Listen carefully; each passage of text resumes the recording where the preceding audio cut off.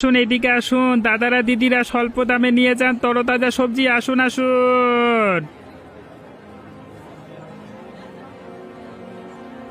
ভাই, আমাকে 1 কেজি পটল দিয়ে দাও তো।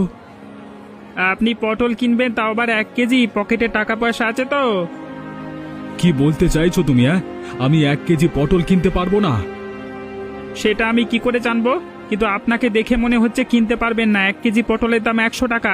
কিনতে পারবেন তো? 1 কেজি পটলের দাম 100 টাকা? তোমরা ইয়ার্কি পেয়েছো নাকি? আমি আগেই বলেছিলাম আপনাকে, আপনি কিনতে পারবেন না। শুধুই আমার সাথে তর্ক করছিলেন। কিনলে নেন, না হলে দোকানের সামনে থেকে সরে যান। এবার কিন্তু তোমার একটু বেশি বেশি হয়ে যাচ্ছে।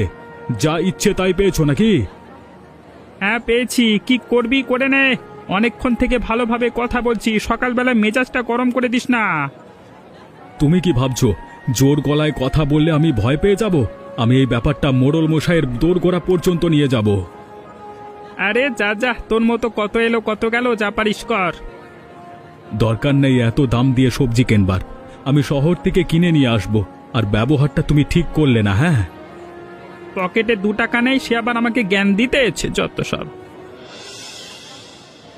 ইমরান, আজকে অল্প করে মাছ নিয়ে যাব। কি মাছ নিলে ভালো হবে বলতো? কি মাছ খাবি সেটা তুই জানিস। আমার কাছে তো সব রকমই মাছ আছে, তবে দামটা কিন্তু বেশি। 200 টাকা কেজি থেকে শুরু। এই ইমরান, কি বলছিস কি? আমি বলছি রুই, কাতলা, পোনা মাছ এগুলো কত দাম? উফ, তোকে বলছি তো 200 টাকা কেজি থেকে শুরু। এগুলো 200 টাকা কেজি। তোরা দিনে দুপুরে ডাকাতে শুরু করেছিস দেখছি। সবজির দোকানে গেলাম, সেখানেও দাম বেশি। মাছের দোকানে আসছি, এখানেও দাম বেশি। দেখ ভাই, ধান্দার সময় জ্বালাতন করিস না। আরে ভাই, তুই আমার বন্ধু, আমার সাথে এরকম ভাবে কথা বলবি?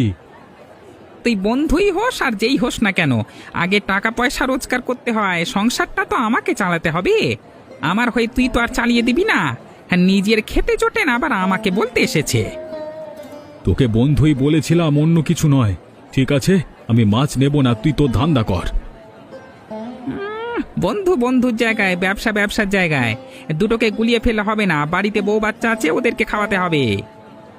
তোর বাড়িতে তোর বউ বাচ্চা আছে, আর আমার বাড়িতে নাই নাকি? তোরা এরকম জোর জুলুম করবি? কি ভাবছিস আমি সহ্য করবো? কখনো না। তুই তো চলে যাচ্ছিস, আবার বকছিস কেন রে? যা তো এখন। সকাল সকাল মেজাজটা খারাপ করে দিল।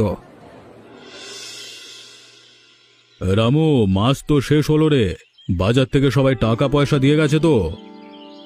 সে আর বলতে, প্রথম দিনই দিয়ে চলে গেছে। আপনার ভয় তো সবাই থাকে।